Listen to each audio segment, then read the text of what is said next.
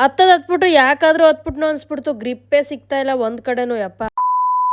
ಇನ್ನು ಕಿಚನ್ ಅಲ್ಲಿ ತೊಳೆದಿದ್ದ ಐಟಮ್ಸ್ ಎಲ್ಲಾನು ಚಾಪೆ ಹಾಸ್ಕೊಂಡು ರೂಮಲ್ಲಿ ಎಲ್ಲ ಇಟ್ಕೋತಾ ಇದ್ದೀನಿ. ರೂಮ್ ಇನ್ನು ಕ್ಲೀನ್ ಮಾಡಿಲ್ಲ, ರೂಮ್ ಎಲ್ಲ ಕ್ಲೀನ್ ಮಾಡ್ಕೋಬೇಕು. ಹಾಲ್ ಬಿಸಿ ಮಾಡ್ಕೊಂಡು ಹೆಂಗು ಚಾಪೆ ಹಾಸಿದೆ ತಗೊಂಬಂದ್ ಇಟ್ಟೆ, ಯಾಕಂದ್ರೆ ಧೂಳ ಕೊಡ್ಬೇಕಾದ್ರೆ ಹಾಲು ಒಡೆದೋಗ್ಬಿಡುತ್ತೆ ಬೇಗ. ಫಸ್ಟ್ ಕಿಚನ್ ಇಂದಾನೆ ಸ್ಟಾರ್ಟ್ ಮಾಡ್ಕೊಂಡೆ ಧೂಳು ಅನ್ಕೊಳಕ್ಕೆ. ಯಪ್ಪ ಈ ಧೂಳು ಎಲ್ಲಿರುತ್ತೆ ಅಂತಾನೆ ಗೊತ್ತಾಗಲ್ಲ. ವಾರಕ್ಕೊಂದ್ಸಲ ನಾನು ಧೂಳೆಲ್ಲ ಅನ್ಕೋತಾನೆ ಇರ್ತೀನಿ, ಆದ್ರೂ ಯಾವ ಮೂಲೆಯಲ್ಲಿ ಬಂದು ಒಕ್ಕೊಂಡಿರುತ್ತೆ ಗೊತ್ತಿಲ್ಲ. ಇನ್ನು ನಮ್ಮ ಮನೇಲಿ ಅಷ್ಟೊಂದು ಪಾತ್ರೆ ಸಾಮಾನುಗಳು ಇಲ್ಲ, ನಾನು ತಗೋಬೇಕು, ನಿಧಾನಕ್ಕೆ ತಗೊಳ್ತೀನಿ. ಸೊ ಇವಾಗಂತೂ ಸದ್ಯಕ್ಕೆ ಬೇಡ, ಇರೋದನ್ನ ಕ್ಲೀನ್ ಮಾಡ್ಕೊಂಡ್ರೆ ಸಾಕು ಅನ್ಸ್ಬಿಟ್ಟಿದೆ.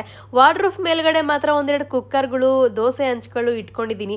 ಆದ್ರೂ ಮೇಲ್ಗಡೆ ಧೂಳ್ ಬಿದ್ದೇ ಬೀಳುತ್ತೆ. ನಾವ್ ಎಷ್ಟೇ ಪಾತ್ರೆ ಇಟ್ಟಿಲ್ಲ ಅಂತಂದ್ರೂ ಧೂಳ್ ಮಾತ್ರ ಅದೆಲ್ಲಿರುತ್ತೋ ಗೊತ್ತಿಲ್ಲ, ಧೂಳಂತೂ ಬಿದ್ದೇ ಬೀಳುತ್ತೆ. ಇವತ್ತು ನನ್ ರೂಮ್ ಅಂತೂ ಕಿಚನ್ ಆಗೋಗ್ಬಿಟ್ಟಿತ್ತು. ನನ್ಗಂತೂ ಹಸ್ವಿಗೆ ತಡಿಯಕ್ಕಾಗಲ್ಲ. ಬೆಳಗ್ಗೆ ಮಾಡಿ ಚಪಾತಿ ಮತ್ತೆ ಹಾಗಲಕಾಯಿ ಪಲ್ಯ ಇತ್ತು, ರಾತ್ರಿ ಸಾಂಬಾರ್ ಬೇರೆ ಇತ್ತು, ಅದಕ್ಕೆ ರೈಸ್ ಹಾಕೊಂಡು ಮತ್ತೆ ಬೇಗ ಬೇಗ ತಿನ್ಕೊಂಡೆ. ಇನ್ನು ವಾರ್ಡ್ರೂಫ್ ಮೇಲ್ಗಡೆ ಅಂತೂ ಧೂಳ ಅನ್ಕೊಂಡಿದ್ದಾಯ್ತು. ಬಕೆಟಿಗೆ ನೀರ್ ಹಾಕೊಂಡು ಸೋಪ್ ಹಾಕೊಂಡು ವಾರ್ಡ್ರೂಫ್ ನೆಲ್ಲ ಚೆನ್ನಾಗಿ ತಿಕ್ಕೊಂಡೆ ಮೇಲತ್ಬಿಟ್ಟು. ಇನ್ನು ದೇವ್ರು ಹೊಲಿಬೇಕು ಅಂದ್ರೆ ಹೇಗಿದ್ರು ಹೊಲ್ದೆ ಹೊಲಿತಾನೆ. ಮನೆ ಕ್ಲೀನ್ ಮಾಡಿದ್ರೆ ಮಾತ್ರ ನಾನು ಬರ್ತೀನಿ ಅಂತ ಯಾವತ್ತೂ ಹೇಳಿಲ್ಲ, ಯಾರಿಗೂ ಹೇಳಿಲ್ಲ. ಸೊ ನಮ್ದೊಂದು ಮೂಢನಂಬಿಕೆನೋ ಏನೋ ಗೊತ್ತಿಲ್ಲ.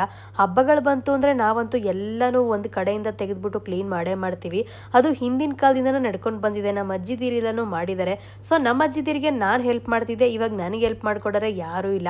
ಸೊ ಒಬ್ಳೆ ಮಾಡ್ಕೋತಿದ್ದೀನಿ. ನನಗೇನು ಬೇಜಾರಿಲ್ಲ, ಆರಾಮಾಗಿ ಹ್ಯಾಪಿಯಾಗಿ ಸಾಂಗ್ ಹಾಕೊಂಡು ಎಲ್ಲಾನು ಕ್ಲೀನಾಗಿ ಒಂದ್ ಕಡೆಯಿಂದ ಧೂಳ ಅನ್ಕೊಂಡು ಎಲ್ಲ ಮಾಡ್ಕೊಂಡೆ. ನಾನಂತೂ ಯಾವ ವರ್ಷನೂ ಲಕ್ಷ್ಮಿನ ಕೂರ್ಸಿಲ್ಲ. ಲಕ್ಷ್ಮಿ ಕೂರಿಸ್ದೇ ಇರ್ಲಿ, ಮನೆ ಕ್ಲೀನ್ ಅಂತೂ ಮಾಡ್ಲೇಬೇಕು. ಸೊ ನೋಡೋಣ, ನನಗೂ ಆಸೆ ಇದೆ ಲಕ್ಷ್ಮಿ ಕೂರಿಸ್ಬೇಕು ಅಂತ. ಮುಂದಿನ ವರ್ಷ ಏನಾದ್ರೂ ಕೂರಿಸುವಂತ ಅದೃಷ್ಟ ಬಂತು ಅಂತಂದ್ರೆ ಪಕ್ಕ ಕೂರಿಸ್ತೀನಿ. ತುಂಬಾ ಆಸೆ ಇದೆ ಕೂರಿಸ್ಬೇಕು ಅಂತ. ಮೇಲ್ಗಡೆ ಹತ್ತದ್ಬಿಟ್ಟು ಯಾಕಾದ್ರೂ ಹತ್ತದ್ನೋ ಅಂತ ಅನ್ಸ್ಬಿಡ್ತು. ಫ್ಯಾನ್ ಎಲ್ಲ ಕಪ್ಪಾಗ್ಬಿಟ್ಟಿತ್ತು, ಸೊ ಒರೆಸ್ಕೋಬೇಕಿತ್ತಲ್ವಾ, ಸೊ ಹಂಗಾಗಿ ಹತ್ಕೋಬಿಟ್ಟೆ. ನೋಡಿ ನೀವೇನೆ ಎಷ್ಟಾಗಿದೆ ಅಂತ. ಇನ್ನೂ ಏನು ಕ್ಲೀನ್ ಮಾಡಿಲ್ಲ, ಎಲ್ಲ ಅರ್ಧಂಬರ್ಧ ಮಾಡಾಕ್ತಾ ಇದ್ದೀನಿ ಫುಲ್ಲು. ಇವತ್ತು ಅಡುಗೆ ಮನೆ ಇದೇ ಆಗೈತೆ ನಂದು.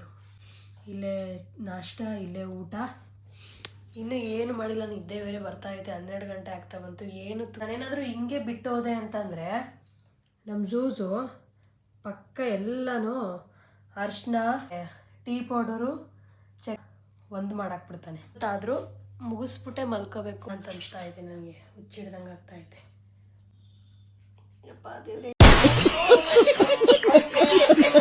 ಮಾಡಲಿಲ್ಲ ಅಂತಂದರೆ ಈ ನನ್ನ ಮಗ ನೋಡಿ ಅಲ್ಲಿ ಹೆಂಗಾಡ್ತಾವನೆ.